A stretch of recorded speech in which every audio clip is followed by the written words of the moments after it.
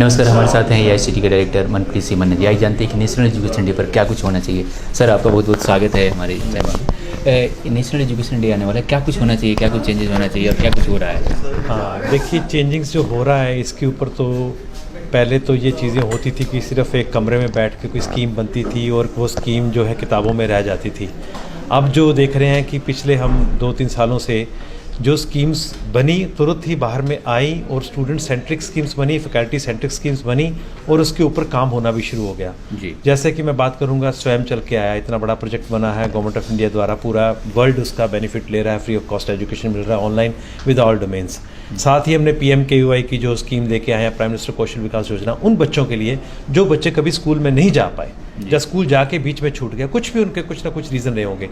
तो पहले ये स्कीमें सिर्फ एक सुनने में मिलती थी, पढ़ने में मिलती थी। अब हमारे 1500 वो इंस्टीट्यूट हैं हिंदुस्तान में जिन्होंने कहा कि शाम को लैब बंद है तो शाम को उन बच्चों को क्यों ना हम कुछ ऐसा दे दें कि वो जाके अपना ब्रेड एंड बटर अर्न करें। तो उसमें कुछ बड़ी बात नहीं है, जैसे मोबाइल रिपेयर की बात करूंगा, मुरब्बा मेकिंग की बात करूंगा, ऐसे छोटे छोटे बहुत सारे वोकेशनल कोर्सेज हैं जो PMKVY द्वारा। अब जो नया चीज़ हुई है और पहली बार हुई है हिंदुस्तान में, कहना चाहूँगा कि बच्चों को हम एक तरफ तो कहते हैं ट्रेनिंग करनी है, इंडस्ट्री टेस्ट लेना है, और इंडस्ट्री का दरवाज़ा बंद रहता था। बच्चे कहते हैं इंटर्नशिप करें तो करें क्या।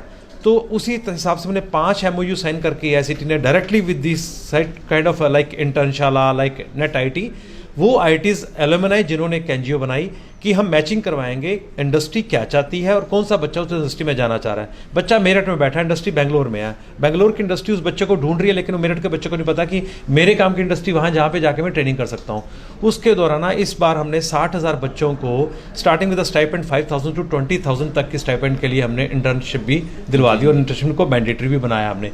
इंडक्शन प्रोग्राम की बात करना चाहूँगा, +2 करके बच्चा जैसे इंजीनियरिंग कॉलेज में जाता है ना, पहले दिन उसके ऊपर फिर वही फिजिक्स, केमिस्ट्री, मैथमेटिक्स थोपना शुरू हो जाता है। उसको पहले ये नहीं पूछा जाता कि आप किस गांव से आए हो, किस शहर से आए हो, आपकी भाषा कौन सी है, क्या आपको हमारी अंग्रेजी समझ आ रही है, कि हॉस्टल का रहन सहन आपको समझ आ रहा है, क्या यहाँ का खाना आपको समझ आ रहा है। क्योंकि बच्चा हिंदुस्तान के किसी कोने से दूसरे कोने में एडमिशन ले सकता है, वो फ्रीडम तो हमने दे दी, लेकिन क्या उस बच्चे को हम समझ पाए, उसकी भाषा को हम समझ पाए।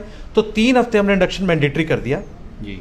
पहले 3 हफ्ते जो भी बच्चा इंजीनियरिंग में दाखिला लेगा उसको सीधा क्लासरूम में नहीं लेके जाएंगे। पहले बच्चे आपस में संवाद करेंगे, एक दूसरे के कल्चर को, भाषा को, खान पीन को, रहन सहन को समझेंगे, अपनी संस्कृति को सीधे आप सीख के आगे बढ़ेंगे। एग्जैक्टली। तो उतने में ही उनको पता चलेगा टीचर नहीं, ये तो मेंटर है, ये तो गार्डियन है मेरा। नहीं तो उसको लगता कि ये एक बड़ा टीचर है और मैं बच्चा हूँ और मुझे को सिर्फ इतना ही करना है जो क्लासरूम में पढ़ाया जा रहा है करके। उसके अंदर की प्रतिभा, जैसे उसमें डांस है, म्यूजिक है, कोई कला है, वो तो बाहर आ ही नहीं सकी। तो वो 3 हफ्ते में कलाओं का ज्ञान रहेगा। तो उसी साल में जो आने वाला कार्यक्रम है पता चलेगा पहले कि रमेश क्या कर सकता है, सुरेश क्या कर सकता है। तो वो इंडक्शन प्रोग्राम हमने इस साल से मैंडेटरी कर दिया ऑटोनोमस इंस्टीट्यूशंस के लिए, अगले साल से मैंडेटरी करने जा रहे हैं बाकी इंस्टीट्यूशंस के लिए। तो नेशनल एजुकेशन डे एक डे नहीं है, ये एक ऐसी संस्कृति का ऐसा त्यौहार है। उस दिन हम सब मिलके हम सबसे सुनना चाहते हैं स्टेक होल्डर्स की अंदर की क्या फील है, क्या पेन है, वो क्या चाहता है अभी और क्या चाह रहा है रेगुलेटर से। क्योंकि रेगुलेटर सिर्फ इंस्पेक्टर बन के काम नहीं कर सकता। अगर इंस्पेक्टर रहेगा तो रेगुलेटर एक कमरे में बैठा रहेगा और इंस्टीट्यूट अपने कमरे में बैठा रहेगा, तो कभी बच्चों तक वो नहीं पहुंच पाएगा जो हम बनाना चाहते हैं।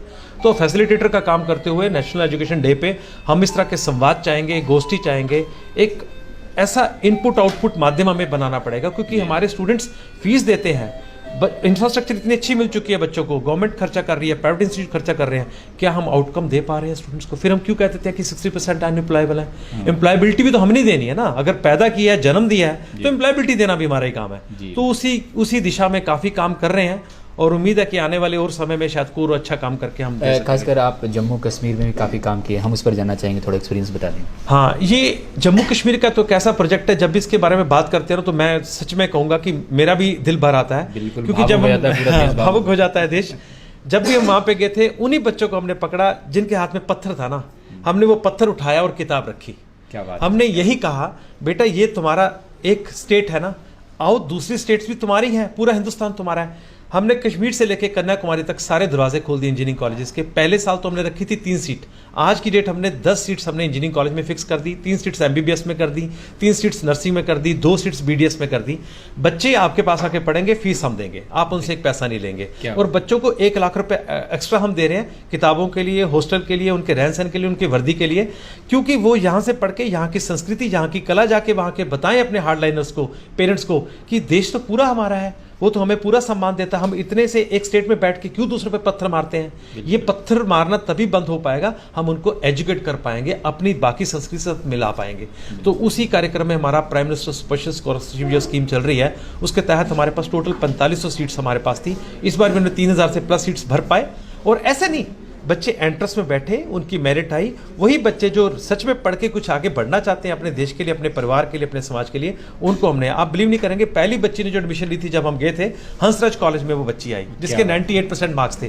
तो चेयरमैन साहब ने अपने हाथ से जब उसको सर्टिफिकेट दिया, वो बच्ची अब दिल्ली में पढ़ती है। हमें कितनी खुशी है कि हमारी एक जम्मू कश्मीर की बच्ची दिल्ली में पढ़ रही है और दिल्ली की संस्कृति वो साथ में लेके जाती है अपने माता पिता के पास। सो ऐसा ही कुछ वो प्रोजेक्ट है और उसमें हमें बहुत सफलता मिल रही है। उसके सफलता का यही है कि जिस पॉकेट से बच्चे आए हैं उस पॉकेट में पत्थर नहीं गिरते हैं, क्योंकि बच्चे यहाँ बैठ के पढ़ रहे हैं, वो पत्थर नहीं। बिल्कुल, आप उस कुएं से निकाल के सीधे बाहर ले आए हैं। आप CGR के प्रेसिडेंट भी हम जानना चाहेंगे, CGR क्या क्या कुछ कर रहा है?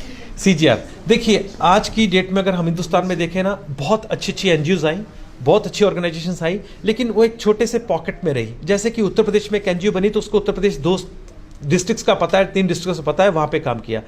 CGR की थोड़ी सी गणना अलग है, क्योंकि ये थिंक टैंक बना है। थिंक टैंक किसी एक पर्टिकुलर स्टेट के लिए नहीं बना, डिस्ट्रिक्ट के लिए बना। तो इन्होंने पूरे इंडिया में अपने चैप्टर्स ओपन करके, स्टेट यूनिट्स बना के, वहाँ से पूरी इनपुट्स लेके नेशनल एजुकेशन पॉलिसी के लिए जो रिकमेंडेशंस तैयार करके मिनिस्ट्री को भेजी हैं, वो पढ़ने लायक हैं। और उसके साथ हमने ये नहीं कि सिर्फ सोसाइटी की तरफ देख रहे हैं या हम सरकार की तरफ देख रहे हैं। CGR ने कहा जो अच्छे एकेडमिक लीडर्स हैं हमारे साथ जुड़ो।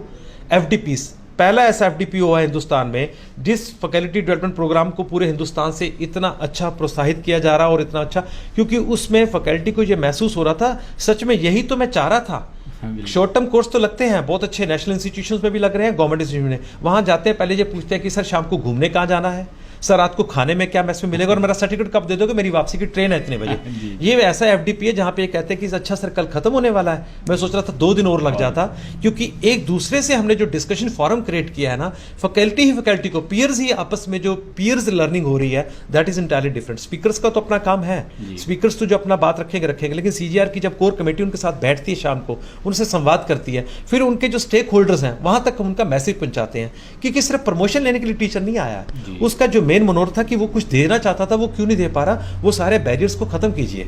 एनवायरनमेंट फ्री आपको देना पड़ेगा इंफ्रास्ट्रक्चर। एक चीज़ और जानना चाहेंगे, आपने एक बुक भी लिखी थी, खासकर उस किताब के बारे में थोड़ा कुछ बताएंगे? हाँ, वो किताब इसी को मुख्य रख के लिखी, और पहली ऐसी किताब आई है देश भर में, हर जगह से उसके मुझे बहुत अच्छे रिव्यूज़ मिल रहे हैं जिनके पास किताबें पहुंची हैं, क्योंकि उस किताब ने हमने शुरुआत वहाँ से की कि भले आप टीचर बने हैं बाय चॉइस और बाय फोर्स, क्योंकि हमारे 50% शिक्षक जो आज है ना, वो कई बार कहते हैं कि मुझे कॉर्पोरेट ने नहीं एक्सेप्ट किया, जब मेरा वीज़ा लगने में टाइम है, क्यों ना मैं टीचर ही बन जाऊं पहले। तो आना भी आसान है ना, टीचर बनने के लिए एक इंटरव्यू देनी और टीचर बन लिए, कौन सा UPSC का एग्जाम क्वालिफाई करना है। अब बनने के बाद अब टीचर का जब आपको एक टैग लग जाता है तो कभी फीलिंग आती है टीचर बन गया हूँ, शायद मैं दे नहीं पा रहा हूँ, जस्टिस नहीं कर पा रहा हूँ।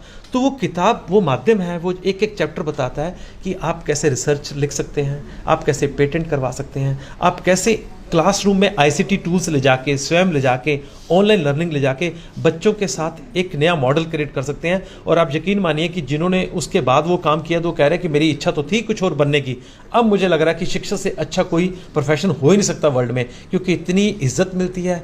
पेरेंट्स की आंखों में उनको दूसरा माता पिता नजर आता है कि हमारे बच्चे आपके हाथ में हैं, आपने इनको ग्रूम करके कहाँ लेके खड़ा कर दिया। तो वो उनको ये रियलाइजेशन आ जाती है कि ये सारे कंपोनेंट्स हैं, मैं कैसे करियर ओरिएंटेशन भी कर सकता हूँ और अपनी एडवांसमेंट भी कर सकता हूँ। बिल्कुल, आप इतनी अच्छी किताब लिखी है जिसकी सफलताएं ही काफ़ी कुछ कह रही है सर। बहुत बहुत धन्यवाद, आपने इतनी अच्छी जानकारी दी। Thank you. ये थे AICT के डायरेक्टर मनप्रीत सिंह मन्ना था, जो बता रहे थे कि आज एजुकेशन को संस्कृति से जोड़ना काफ़ी अहम है, जिसके लिए सरकार कार्य कर रही है। कैमरा पर्सन सुभाष के साथ मानवेंद्र, नमस्कार।